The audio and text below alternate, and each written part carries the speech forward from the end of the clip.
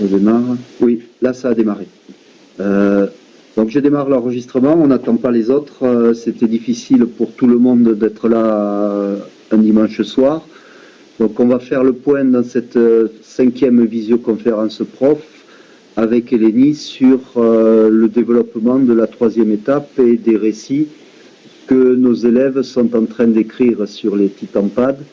Je te passe la parole, Eleni, avec le tableau des récits qui ont été commencés.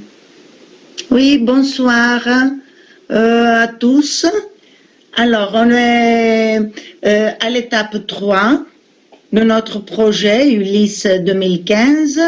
Alors, le but de cette troisième étape, c'est l'écriture des histoires collaboratives par les élèves des écoles participantes, chose qui a été déjà commencée sur le Titanpad. Il y a déjà 4 récits collaboratifs. Sur le tableau, vous voyez bien les univers de récits de ces 4 récits. Le premier récit, l'époque, c'est juste après la guerre de Troie. Le lieu n'est pas très précis. Les personnages sont Pénélope comme épouse d'Ulysse, Ulysse et ses amis. Et les aventures, le quoi, c'est-à-dire, c'est qu'il n'y a pas de nouvelles d'Ulysse. Pénélope le recherche donc sur Facebook, sur Ask.fm. Elle trouve son message sur Instagram aussi.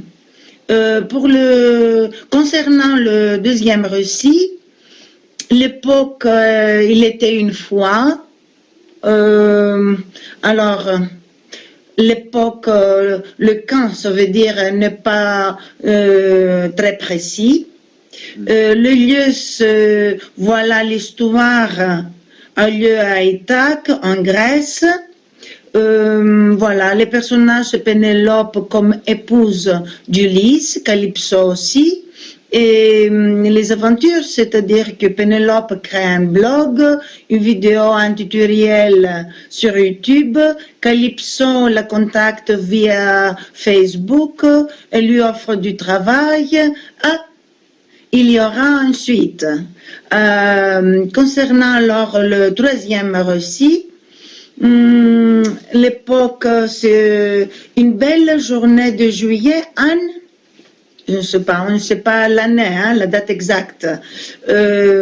L'histoire se passe à Syracuse, en Sicile, sur l'Ea aussi, où Ulysse, son ami Télémaque et Pénélope, c'est la sœur d'Ulysse.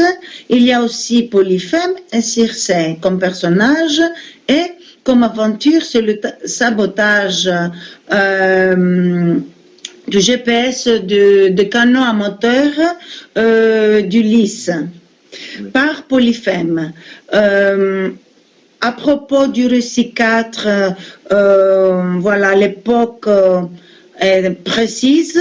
On est en février 2015. Le lieu, c'est Ithaque, en Grèce. Pénélope comme épouse d'Ulysse. Il y a aussi comme personnage Aphrodite, Hélios, Circé, Circé qui envoie à Pénélope une demande d'amitié sur Facebook. Et il y a une aventure là. Pénélope accepte, sans chercher bien sûr de qui il s'agit, et depuis elle reçoit de menaces sur Facebook. Avec son ami, alors cherche Circé sur Twitter, ce réseau social, mais pas d'accès à son compte. Ils ont donc un stratagème et il y aura, on attend une suite. Et il y a aussi également un récit 6 qui n'est pas collaboratif. Voilà un élève du collège de Lacanard d'Aubagne a commencé le récit. L'époque est pendant la guerre de Troie. Le lieu n'est pas très précis. Il n'y a qu'un personnage, c'est Ulysse, qui est informaticien. et son téléphone a été infecté par un virus. Voilà. Ce qu'on pourrait faire maintenant, c'est de rendre plus précis l'époque, les lieux, développer aussi, ajouter alors des descriptions, des dialogues entre le personnage de récit, c'est-à-dire enrichir les paragraphes écrits par les élèves, ajouter des descriptions des lieux où les récits se déroulent, développer alors les portraits des personnages ou ajouter des éléments qui caractérisent la civilisation de chaque pays partenaire. En plus, on pourrait, les enseignants pourraient travailler sur les textes de leurs élèves, travailler la dictée, l'orthographe ou les fautes grammaticales dans les textes écrits par les élèves pour qu'ils soient alors meilleurs et qu'on puisse le lire pour que les autres élèves, les élèves participants d'autres écoles puissent le lire. Oui. Oui. Je crois que c'est important que les textes soient lisibles, qu'il n'y ait pas trop de fautes d'orthographe, parce que éviter aussi les abréviations, parce que il faut que ce texte soit quand même facile à lire, lisible par tout le monde. Aussi essayer de surveiller le chat quand on met les élèves devant les petits tampads, qu'ils échangent sur les idées dans le chat, mais bon, éviter les discussions en langage texto dans le chat. Pour revenir aux différents récits, bon, ça a bien commencé. On retrouve les thèmes qui ont été choisis au début, sur lesquels on a travaillé pour le Safer Internet Day, le harcèlement avec le récit 4, le piratage du GPS avec le récit 3, le blog avec le récit 1 et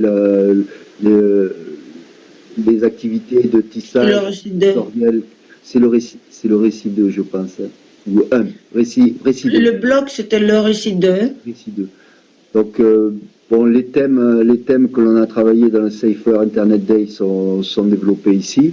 Donc, il faut quand même, là, je pense, comme tu l'as précisé, Eleni, c'est définir un peu mieux l'époque et le lieu, puisqu'on est parti sans le préciser, peut-être le préciser maintenant.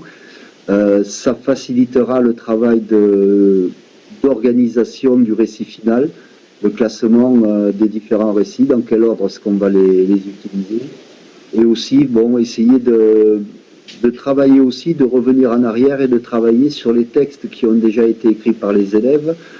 Ça peut se faire par l'enseignant en classe avec les élèves, retravailler les textes qui ont été écrits pour travailler l'orthographe et la grammaire.